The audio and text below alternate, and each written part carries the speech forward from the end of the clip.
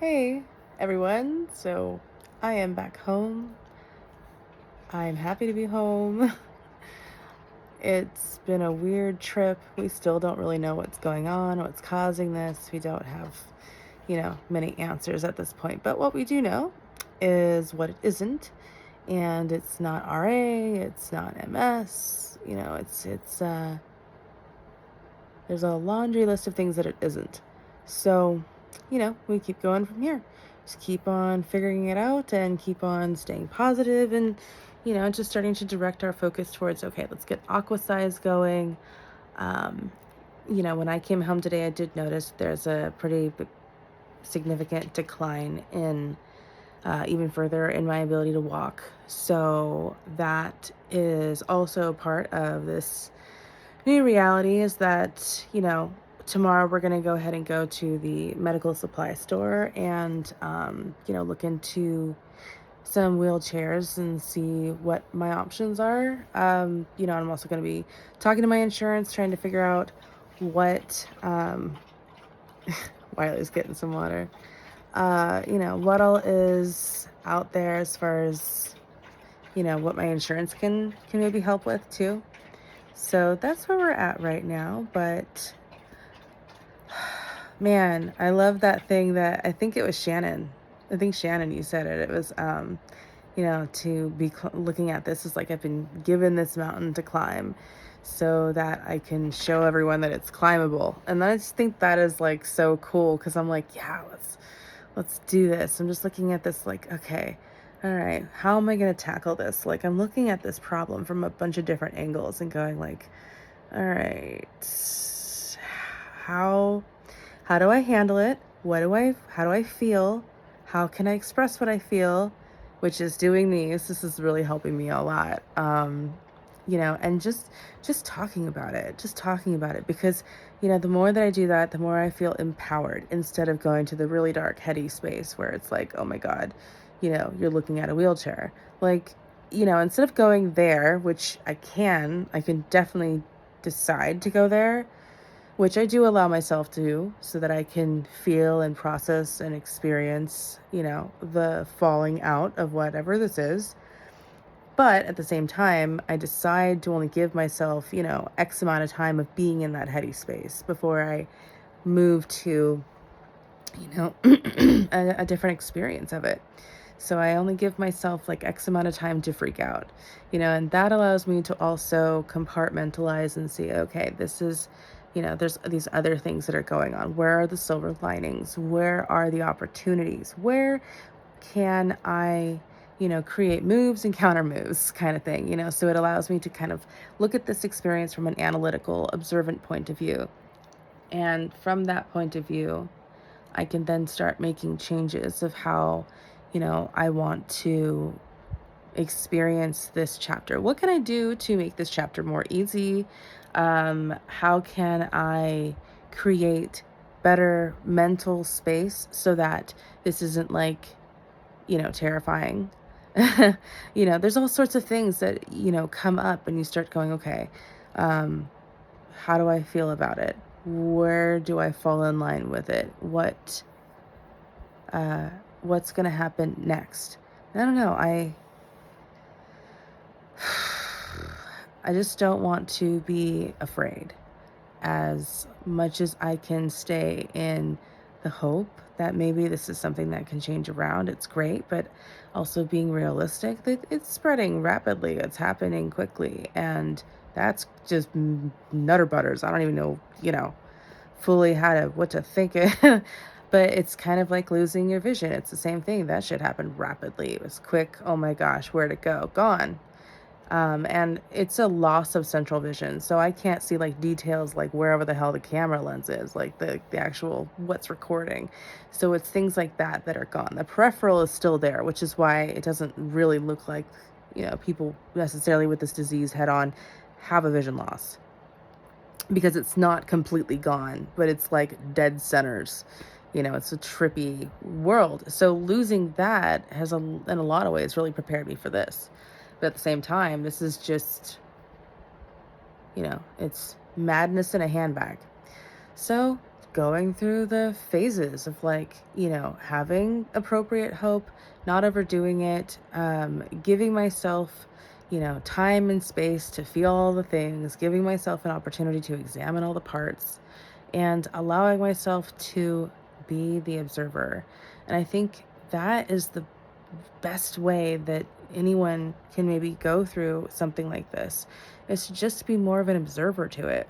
And I would tell you that definitely my younger self would not be this way. It would not at all. I'd just go head first into this, and no matter like what happened, it would just be me charging full on into this situation, and making every effort to, I don't know, react or be a part of every moment of it in such a degree that it would make things harder or make things worse for me. Like, you put too much energy and too much emotion into like the things that are happening and going wrong, that you start to spin out. You start to like lose control over yourself, and it's a madness type of reality where you're just constantly focused on all the bad. And when you do that, all of the bad comes back into you. So it's just a constant like shit show of a cycle that you are stuck in. And until you break free of that, then you're just going to keep falling into those mental traps. And those mind traps, man, they are crazy. As a spiritual being having a human experience, they're crazy. They're madness. It's trying to get through so many different levels of awareness before you hit the bottom and you're just stuck there. It's really challenging. To understand that these brains that we have the capability to drive us crazy in a lot of ways, and replaying memories, replaying thoughts, going over and over and over and over and over and over again. And that can be a minefield all on its own. Trying to figure out how to make the brain kind to you is that is a hell of a thing, and I'm still working on it, and I'll probably always be working on it. And I think we all are to some degree, and then we realize that we are, and once we realize that we are, then we start working at it extra hard, and that's a really cool experience too. So I don't know, man. It has been a trip. It has been a wild ride. It has been an experience. It has been amazing getting to talk to you guys about it, and like feeling free again, because it has been so long since I've been able to feel free. When you're stuck behind uh other people's walls, man, it is hard. I cannot tell you how hard it is to, feel like you can't express yourself, you can't communicate, you can't say anything. And that's still to some degree that way. That, there's still some major major bounds that are binding, and eventually those will change. But for now, it feels incredible to be able to talk to you guys. It feels inspirational to be able to be on camera and express myself and talk about my story. And it feels amazing and wonderful and so freeing to be able to be so honest and authentic and genuine. Like, it has been really tough. It's been really tough to be okay with being me, and I think that that has a lot to do with other people's boundaries, and not boundaries, but other people's bindings over you. It makes you lose yourself, and it's really challenging to get out of that. And once you're out of it, man, it feels a little scary, but amazing at the same time, just being able to be me again. That's so freaking cool.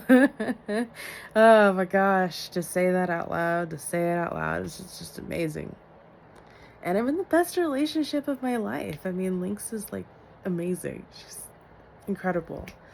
And I'm so grateful that she's in my life. And I'm so grateful my son is in my life. And I'm so grateful to have my family and everyone who has been so supportive of me and in this journey and this crazy beautiful experience and this mountain that I get to climb. It's just, you know it's moving forward, closing one chapter and opening another, and we're just going to see how it goes.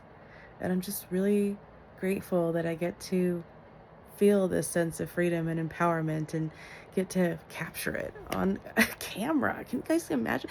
Think about how this madness, okay? Like, we created cameras. Three brothers, I think it was three brothers or three friends, got together and they were at the horse race and they put their cameras and they lined them all up because they wanted to see if it was possible. They put like four out there, I think, or something like that. They put four cameras on a horse track because they wanted to see if all four of the horse's legs lift up at once.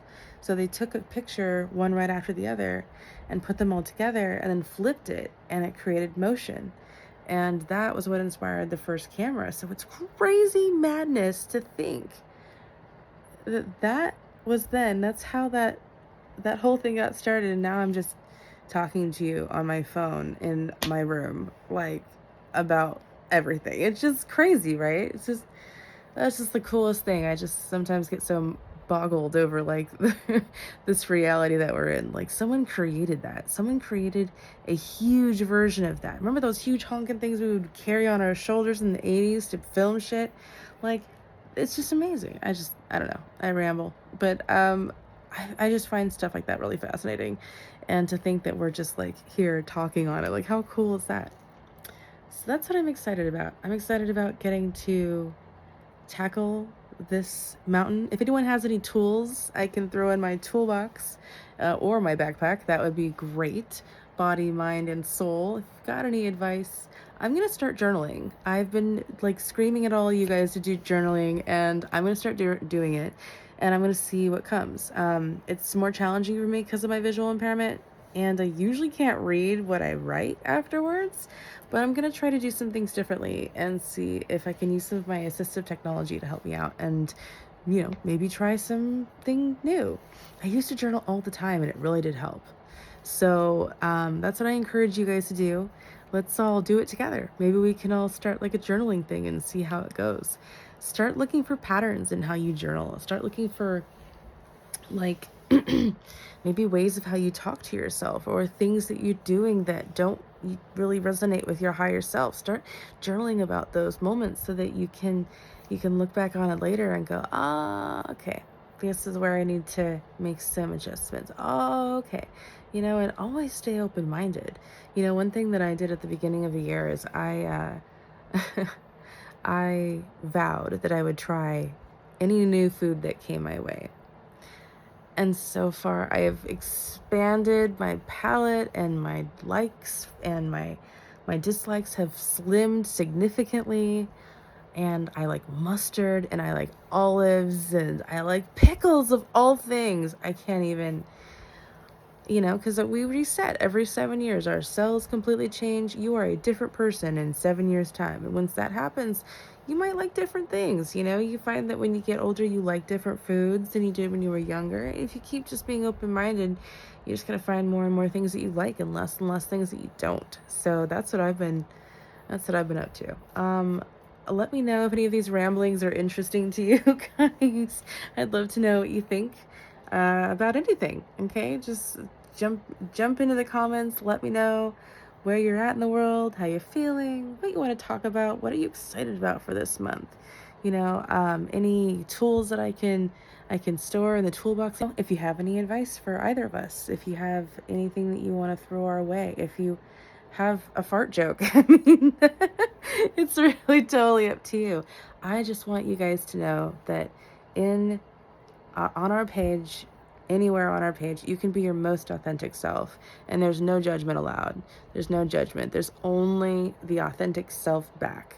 So if you have anything authentic you'd like to leave, please do so. Thank you guys so much for watching and being awesome. It's so cool to talk to people who are awesome. I love awesome people. So be radiant, y'all. Bye.